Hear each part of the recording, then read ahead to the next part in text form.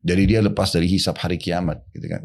Dan dia di sini menghitung yang standar sekali, maksudnya yang paling standar, yang kebutuhan standar sekali. Dia ini tidak bicara masalah lebih daripada itu, kayak misalnya uang jalan-jalan, uang untuk membantu keluarga istri, itu tidak masuk di sini. Ini yang kewajiban dia di rumah. Yang dasar ya. Yang dasar yang istrinya bisa makan. Dan ada orang, Masya Allah, gaji 2-3 juta per bulan cukup. Karena dia sudah duduk sama istrinya dan memang membahas itu secara rinci. Dan mereka sama-sama. Ya. Karena ini sesuai dengan kadar kemampuan. Kalau misalnya tadi saya bilang, ada suami cuma mampu membeli contoh makan 1 bungkus nasi uduk 1 hari. 5.000, 10.000 rupiah. Dia seorang buruh kasar, dia tidak punya pendapatan kecuali 10.000.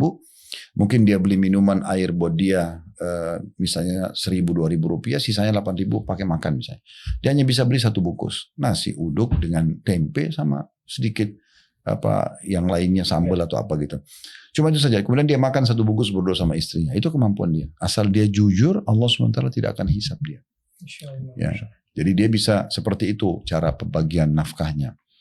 Jadi dia rincikan, itu jauh lebih baik.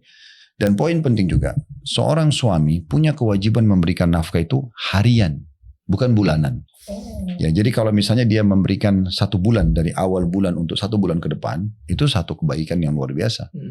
Karena kalau sang suami meninggal di pertengahan bulan, misalnya tanggal 1 Januari sampai 31 Januari. Dia udah kasih nih 1 Januari, dia udah kasih terima gaji, dia kasih istrinya kebutuhan misalnya 5 juta, 6 juta per bulan dikasih uang. Ternyata di pertengahan bulan Januari suami meninggal.